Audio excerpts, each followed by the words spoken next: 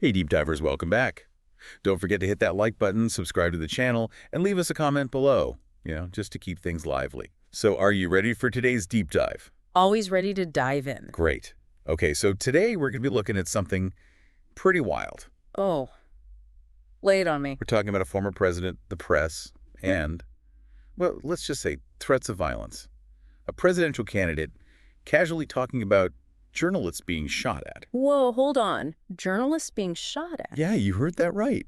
Crazy, right? Definitely grabs your attention. No kidding.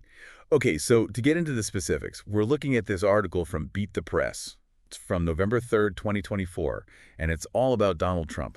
He's back on the campaign trail, and he made this eyebrow-raising comment, to say the least. Okay, I'm intrigued. What did he say? The quote that really got to me was, "To get me, somebody would have to shoot through the fake news." And I don't mind that so much. Wow. Yeah, wow is right. That's some pretty strong language. It is. So to give you some context, Trump was at a rally in Pennsylvania. He was behind bulletproof glass, obviously, but there was this gap between the panels. Okay, I'm picturing it. So he points to this gap, right?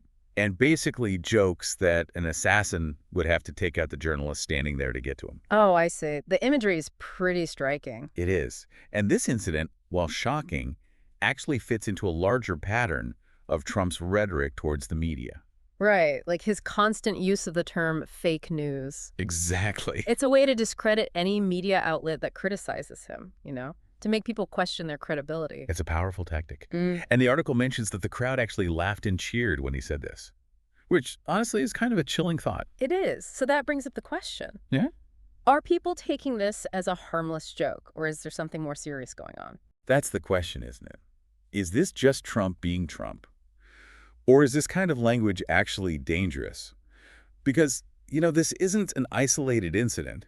We've seen a history of statements from Trump that could easily be interpreted as inciting violence against journalists. Yeah, you're right. There are other examples. Like when he threatened to imprison journalists who wouldn't reveal their sources. Uh-huh. Or even suggested they should be assaulted in prison. Exactly. I remember back in 2018 when he celebrated a politician who physically attacked a reporter. Oh, yeah. I'd almost forgotten about that. It's all part of a pattern that raises serious concern. It really does make you stop and think, what are the real-world consequences when a political leader consistently uses such aggressive language towards the press? That's the big question, isn't it? When this kind of rhetoric becomes normal, what impact does it have on society as a whole? Does it make violence against journalists more likely? Does it erode public trust in the media so people can't tell what's true anymore? And speaking of the erosion of public trust, this article quotes Reporters Sans Frontières. They're a global organization that advocates for press freedom. I've heard of them. Well, they said that Trump's attacks on the press are so constant that we're becoming numb to them. Do you think that's true? Like, are we getting desensitized to this kind of language? That's a good question, a really important one. And I think it deserves a deeper look because the potential consequences of becoming desensitized to this are huge, really far-reaching. Yeah, I mean, just think about it. When we're constantly hearing these shocking statements, these accusations, it's easy to get overwhelmed, to just start tuning out. Yeah, totally. It's Yeah. like our outrage muscle gets tired or something. That's a good way to put it. And the danger is that it becomes like a gradual chipping away at our democratic norms. How so? Well, a free and independent press is so important for a democracy, to hold people in power accountable. Right. But when we start accepting attacks on the media as normal, we're basically undermining that. We're chipping away at the foundation of a functioning democracy. Yeah, I see what you mean. And it's Yeah. not just about accepting the attacks either, right? Yeah.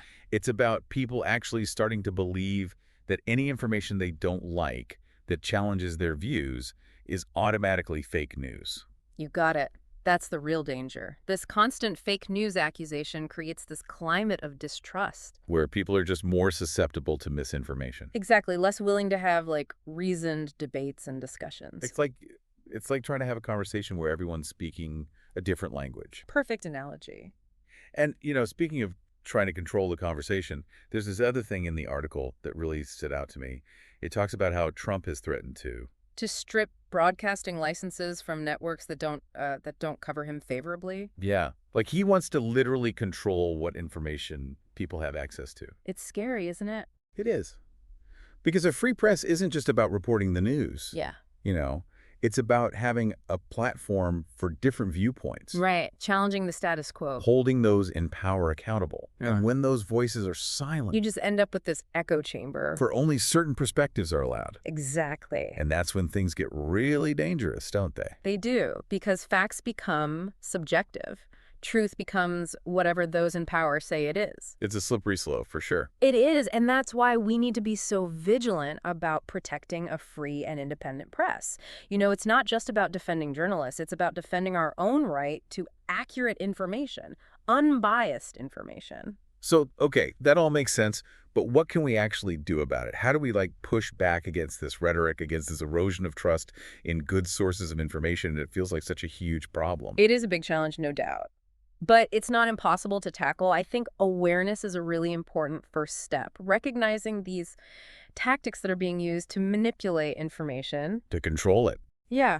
And being critical of what we read and hear, you know? Yeah. Being willing to question our own biases. So it's about being more critical thinkers. Exactly. Like asking ourselves, who benefits from this information? What are the sources? Are there other perspectives I need to consider? I like that, asking those questions. Yeah. Because we can't just passively consume information anymore. We need to be active participants, seeking out different perspectives, checking sources, challenging our own assumptions. That's how we break out of echo chambers and start having real conversations. And it's not just about consuming information either, right? It's about engaging with it.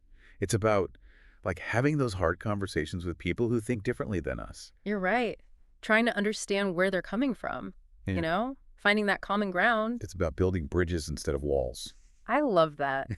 Building bridges. That's exactly what we need to be doing. Fostering empathy, creating a more informed and engaged society. This has been a really great conversation. I think it's easy to get so caught up in the day-to-day news cycle and just, not think about the big picture. It's true. The long-term consequences of this kind of language. Absolutely. The tactics being used. And, the article focuses on Trump, but it makes me wonder, are there other politicians out there doing this? Using these same tactics to, discredit the media and silence opposition? That's a great question. And the answer is yes, unfortunately. Trump is definitely not the only one. We've seen these tactics used throughout history here in the U.S. and around the world. So how can we recognize these tactics? Yeah. And what can we do to push back? Well, there are definitely some signs to watch out for, pay attention to the language being used. Is the politician always attacking the media? Like calling them fake news or the enemy of the people? Exactly. Trying to discredit journalists, make people doubt their reporting. It's all about undermining public trust in legitimate sources of information. So it's not just what they're saying, it's how they're saying it. Yeah, it's all about the framing, the language, the repetition. It can really have a big impact on how people interpret things. And manipulative, really. It is. Another red flag is when a politician tries to control the information people get. Like refusing to answer questions from certain reporters. Or only giving interviews to, friendly media outlets. Or even trying to bypass the media completely and just talk directly to the public through social media. It's like they're creating their own little world where they're in total control. Exactly, a reality bubble. Yeah. Where any dissenting voices are shut out. And that's why it's so important to be proactive, To seek out different perspectives. Yeah. Don't rely on just one news source or one social media platform. Yeah. Challenge yourself to read and listen to things that you might not agree with. It's not always about being comfortable. It's about being informed. Exactly. It's Right. about being an active participant in figuring out the truth, not just passively accepting whatever comes your way. And it's about holding our leaders accountable, too, Yeah. right? Absolutely. Speaking out against injustice, supporting organizations that are fighting for our democracy and a free press, those are all things we can do. So as we wrap things up here, what's the key takeaway for our listeners? Yeah. What can they do to make sure they're not being manipulated in this crazy world of information overload?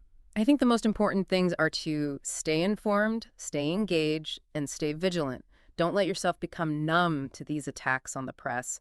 Don't ignore the erosion of democratic norms. Remember, we all have a role to play in protecting our freedoms and making sure our democracy stays strong. That's a powerful message. And on that note, we'll wrap up our deep dive for today. Thanks for joining us. Don't forget to hit that like button, subscribe for more deep dives, and we'll see you next time. Stay curious out there.